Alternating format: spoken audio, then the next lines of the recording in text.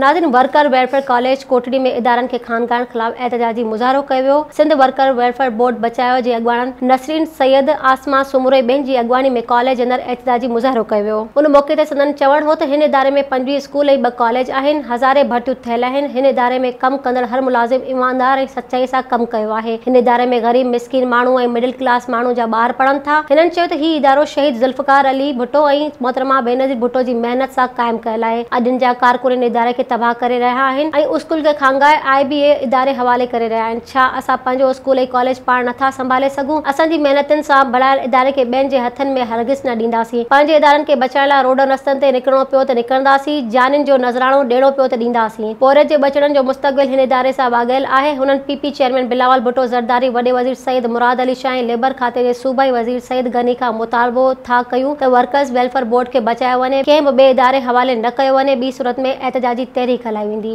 उन्हनि माण्हुनि खे साम्हूं आणियो, असांजे अॻियां आणियो। असीं उन्हनि माण्हुनि खां सवाल कयूं।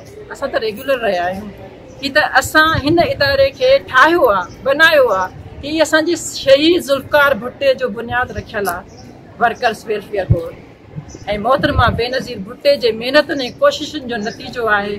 अॼु असां उन ई इदारे खे तबाह कयूं, असां उन ई इदारे खे ॿियनि जे हवाले कयूं। छा असां में एतिरी अहलियत कोन्हे? छा असां में एतिरी ताक़त कोन्हे जो एॾी महिनत सां 16-17 साल इन इदारे खे ॾींदे बि ऐं असां ॿियनि जे हवाले करे छॾियूं? असां मरंदे मरी वेंदासीं, पंहिंजा इदारा कंहिंखे न ॾींदासीं। Soomro wallpapers and PVC panel shop, 3D wallpapers की वसी रेंज जो आपके घर को बनाए आपके ख्वाबों की तरह खूबसूरत।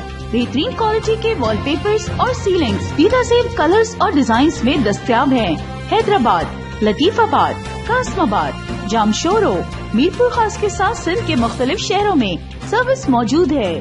हर किस्म के 3D वॉलपेपर्स और सीलिंग्स लगवाने के लिए अभी राब्ता करें। कॉन्टैक्ट रांजन अली सोमरो, व्हाट्सएप 0333370786, 03333702 516, तालिब हुसैन 0317131096.